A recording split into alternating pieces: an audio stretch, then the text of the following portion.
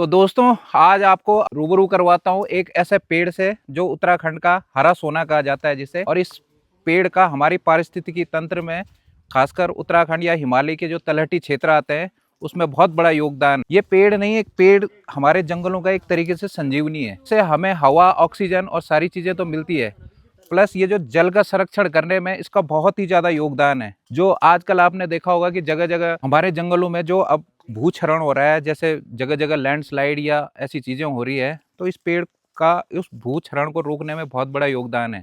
जहां जहां आपने ये पेड़ देखे होंगे तो वहां मिट्टी का कटाव कम है और पानी की मात्रा काफी अच्छी रहती है, क्योंकि ये पेड़ हवा और सारी चीजों को तो देता ही है हमें, लेकिन इसकी जड़ें जो जमीन में फैली रहती है इस तरफ चारों तरफ, तो पानी को काफी अच्छे तरीके से अपने पास संचय रखता है।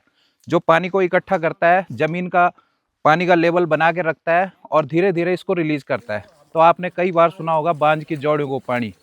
तो ये एक बहुत ही सुंदर लाइन है हमारे जंगलों की, कि मतलब जब आप हमारे जो गाँव में जो पानी आता है रिस के, वो इन्हीं पेड़ों के जमा हुआ पानी आता है। जब हम इस पानी को पीते हैं तो इसका थोड़ा सा पानी मीठा सा होता है, तो हमारी जो पाचन तंत्र को भी ये बहुत ही अच्छा रखता है। पेड़ इतने बड़े होते हैं, ये लगभग काफी 25 से 50 मीटर तक हाइट होती है और इनकी एज बहुत ज्यादा लंबी होती है। तो आप देखेंगे जैसे पुराने पेड़ हैं तो इनको तोड़ना काटना भी आसान नहीं है किसी के लिए, और ना आग इनमें आसानी से लगती है, क्योंकि जमीन में ये नमी बना के रखते हैं, तो जंगलों में आग आसानी से नहीं लगती। तो ये पेड़ हमारे यहाँ चारा पत्ती के साथ साथ अपना क्या बोलते हैं लकड़ी जलाने के काम आता है। और ये विशालकाय पेड़ हिमालय के जो तलहटी क्षेत्र है उस एरिया में पाए जाते हैं। लगभग 1400 मीटर की हाइट पे और लगभग 2500 मीटर तक की हाइट पे ये पाए जाते हैं। तो 2500 से ऊपर इनका थोड़ा सा रंग रूप चेंज हो जाता है। तो ये काफी प्रजाति है इनकी एक्चुअली। 1400 मीटर की ऊंचाई वाले इलाकों में ये एक पेड़ नहीं है। ये भी यहाँ गांव में या जो